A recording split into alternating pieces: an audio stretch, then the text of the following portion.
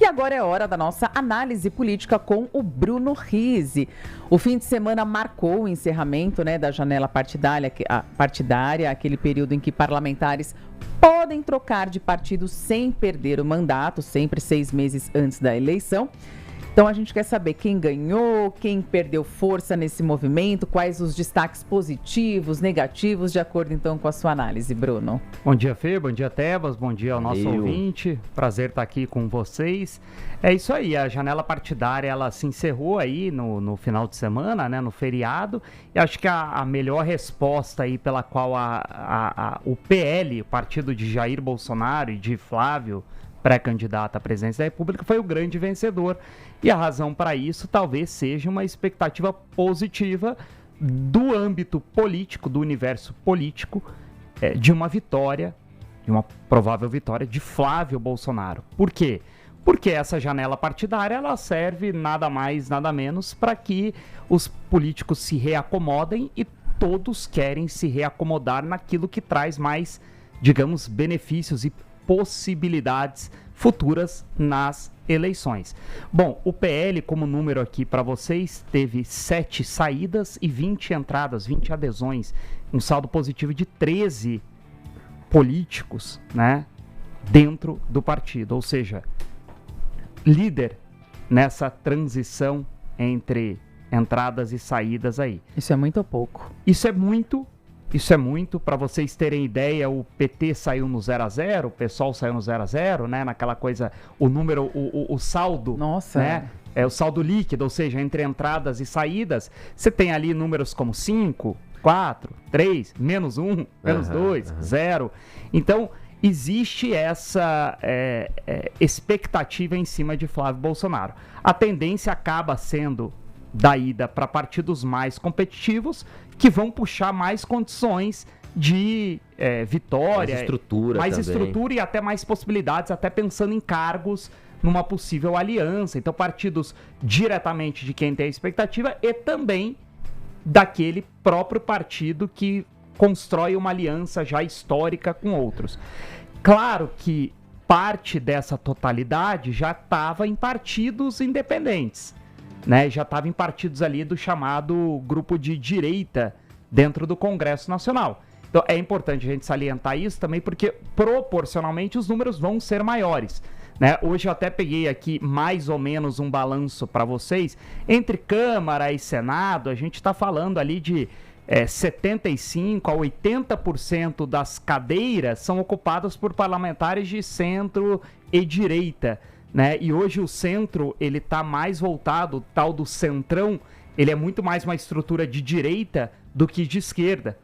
Então você tem esse movimento de 2/3 em média do Congresso para a direita. Então, naturalmente, o movimento vai ser maior e vai ser menor para a esquerda. Mas é inegável que o PT saindo no 0-0, o PSOL também, acaba sendo até, de certa forma, preocupante. E, por fim, União PP, que é a União Brasil e Progressistas, que formou essa federação, acabou sendo talvez o maior derrotado em números absolutos ali, a média até que foi ok, porque ganhou alguns parlamentares, mas teve um número de saída bastante relevante, e aí quando a gente olha os motivos para isso, acontece que uma federação acaba trabalhando como um partido único. Ao trabalhar como um partido único, as possibilidades se reduzem talvez pela metade ali para os parlamentares. Então eles precisam disputar o mesmo espaço, que é a União Brasil e quem é Progressistas. Então todos os filiados das duas siglas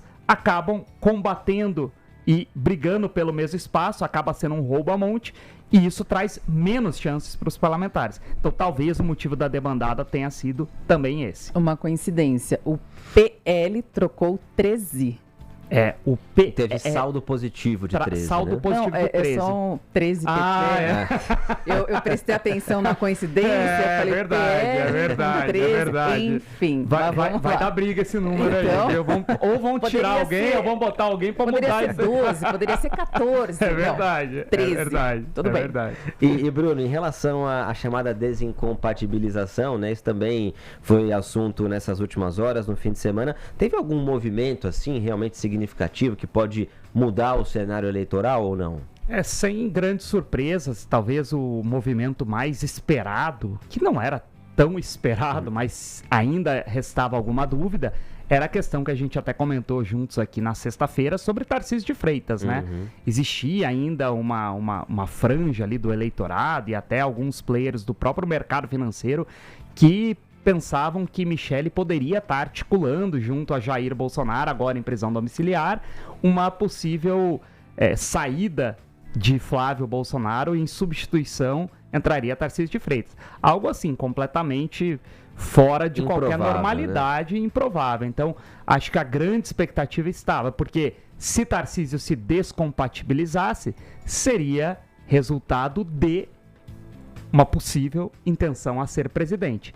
Como é reeleição, ele não precisa se descompatibilizar. E ele não se descompatibilizou, então tudo indica e nem teria como ele ser candidato à presidência. Então está enterrada oficialmente a possibilidade de Tarcísio de Freitas ser candidato à presidência da República. E essa possibilidade foi cogitada, né, muitas vezes em 2025. Muito. Ele viajou para Brasília várias vezes, teve encontros com parlamentares, com o próprio presidente da Câmara, Hugo Mota, na residência oficial, STF, inclusive, com ministros para articular uma possível domiciliar e tentar costurar esse apoio. Na verdade, Tebas e Fer e nosso ouvinte aqui, Tarcísio tinha e teve em algum momento essa intenção. Ele tinha essa vontade. Mas as costuras políticas não foram feitas e não caminharam para isso. Agora, quem tem votos nessa história toda, e a gente sempre discutiu isso, é Jair Bolsonaro. Né? E Jair Bolsonaro não faria sentido ele passar esse legado para alguém de fora do clã, da família, né, que não tivesse sobrenome, e de outro partido, que ele conhece há 10 anos. Tarcísio de Freitas foi seu ministro, mas nem 10 anos. E 10 anos atrás, Tarcísio de Freitas, uma curiosidade aqui para o nosso ouvinte, foi diretor do DENIT no governo Dilma. Então, assim, longe de falar que ele seria um traidor da pátria ali junto ao partido de Bolsonaro, mas é uma pessoa de fora que entrou recentemente no ambiente do bolsonarismo, que tem uma fidelidade. Não faria sentido o Bolsonaro passar todo esse legado. E eu falo que Jair tem os votos, que a gente já viu, né, nas urnas e tudo mais, é quem tem uma maior disputa, mas principalmente nessa janela partidária. Você vê que o PL foi o grande vencedor. E em relação ao Tarcísio, rapidamente, ainda aqui antes do nosso intervalo, Bruno, né, também analisando o cenário para ele, né, em relação à disputa eleitoral, claro, eleição é eleição, tudo pode acontecer, mas a disputa em São Paulo é mais confortável para ele. Ele tem uma boa aprovação no estado de São Paulo. Muito mais. O que dizem é que cavalo selado passa uma vez só, né? E aí, se você não subir, você pode perder essa chance. Então é o que diziam sobre Tarcísio.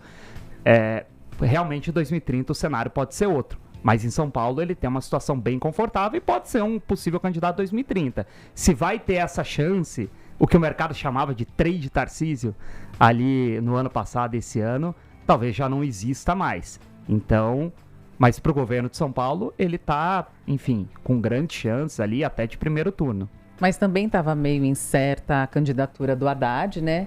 Mas acho que por trás também já sabia-se que ele seria o candidato ao governo, né? Sem dúvida. Acho que se a gente estivesse conversando há 15 dias atrás, talvez a gente traria um cenário de maiores possibilidades até de vitória no primeiro turno de Tarcísio.